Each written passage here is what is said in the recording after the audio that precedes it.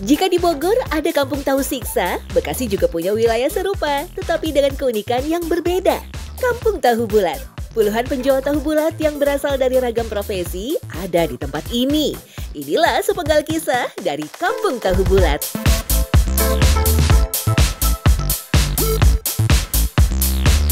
Tahu kopong yang berbentuk bulat ini memang viral di tahun 2015 dengan keunikannya dijual di mobil bak terbuka dan digoreng dadakan. Walaupun kini bisnis tahu bulat tak seramai beberapa tahun silam, sampai saat ini tahu bulat masih ada peminatnya. Tahu yang bentuknya bulat dan kopong ini disebut-sebut berasal dari Tasikmalaya, Jawa Barat.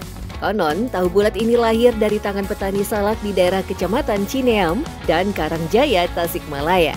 Petani salak di dua kecamatan itu beralih profesi menjadi penjual tahu bulat karena kalah bersaing dengan tempat lain yang memang memiliki kualitas salak yang jauh lebih bagus. Industri tahu bulat ini pun dikelola dengan sistem kelompok hingga menyebar luas ke luar Tasikmalaya. Bahkan, popularitas tahu bulat pun membuatnya berhasil dijual hingga ke Jepang. Dengan ciri khas menggunakan mobil bak terbuka dan speaker pula.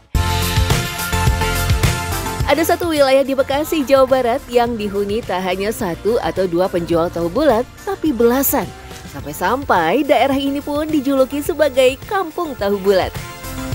Kampung ini berada di Jalan Nilam Keranggan Jati Sampurna, Bekasi, Jawa Barat.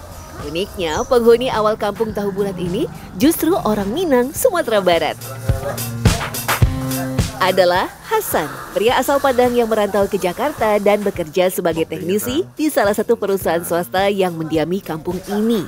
Hasil tabungannya bekerja sebagai teknisi, ia sisihkan untuk membeli mobil angkutan kota alias angkot dan ia sewakan pada para supir angkot. Namun, karena usaha angkutan umum saat itu sudah mulai berkurang peminatnya, ia pun menjual mobil angkutan miliknya dan membeli mobil bak terbuka untuk mencoba usaha tahu bulat. Setelah tahun 2010 ke atas angkot sudah tidak bagus. Ya udahlah, anak-anak mau jualan tahu. Ya angkot itu saya jual, ya sudah. Anak-anak ini mau jualan tahu, cobalah itu satu, gitu kan dua. Nah akhirnya udah 3 ke atas. Saya bingung meneruskan apakah angkot yang diteruskan sambil bekerja, apakah jualan tahu. Nah akhirnya ya udahlah diputuskan untuk jualan tahu. Walaupun ia sebelumnya tak ada pengalaman menjadi pedagang, Hasan memberanikan diri mencari informasi kepada penjual tahu bulat yang sudah berjualan. Mulai dari produsen hingga cara menggorengnya agar nikmat dan renyah ketika dijual.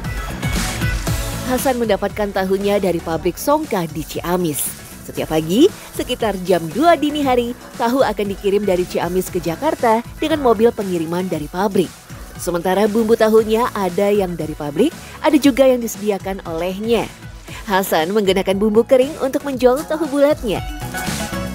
Perlahan, usaha tahu bulatnya semakin berkembang. Jika dulu karyawannya adalah para mantan supir angkot yang berasal dari Padang, kini karyawannya meluas dari berbagai daerah. Ia pun memfasilitasi seluruh karyawannya mulai dari tempat tinggal, mobil bak untuk jualan, hingga bahan untuk jualan. Saat ini Hasan memiliki kurang lebih 16 mobil bak terbuka untuk berjualan tahu bulat.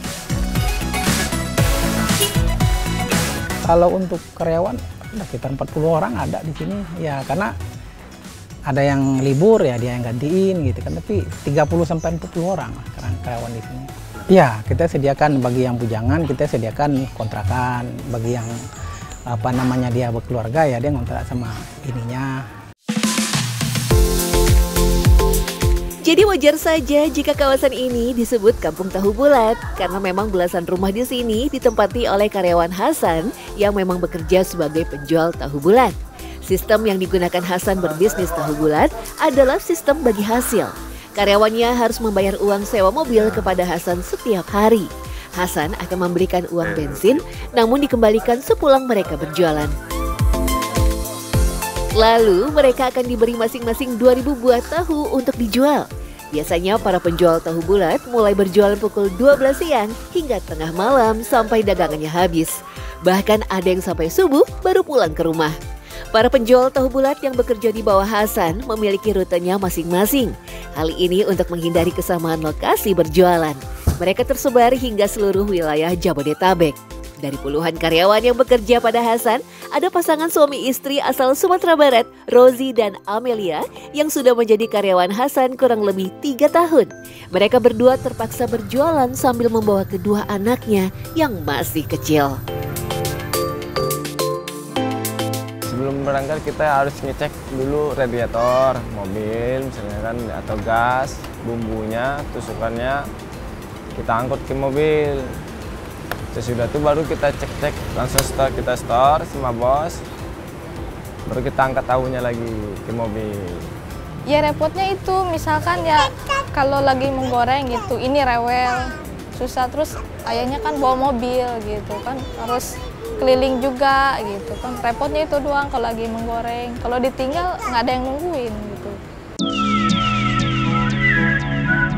Rute pasangan suami istri ini dari Bekasi sekitar jam 3 siang sampai di Taman Menteng sekitar jam 6 sore.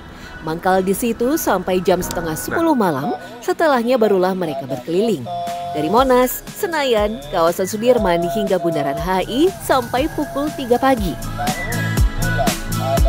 Antusiasme masyarakat mengkonsumsi tahu bulat yang semakin menurun dari tahun ke tahun sangat dirasakan pasangan suami istri ini.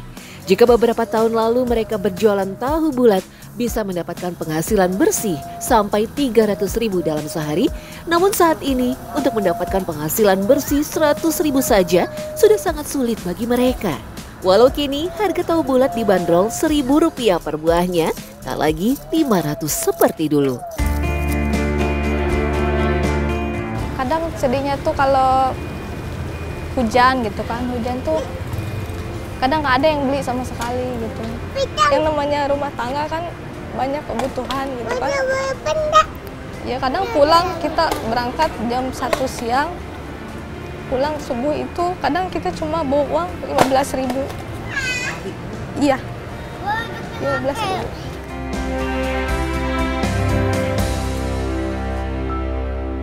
Kita yang diandelin itu malam minggu aja, iya. Kita malam minggu aja yang diandelinnya. Demi kebutuhan, mereka tetap menjalani pekerjaan ini. Terlebih, mereka menyadari zaman sekarang memang susah mencari pekerjaan. Mereka hanya bisa tabah dan ikhlas mencari nafkah lewat jalan ini. Asalkan masih bisa bergerak, mereka akan tetap berusaha.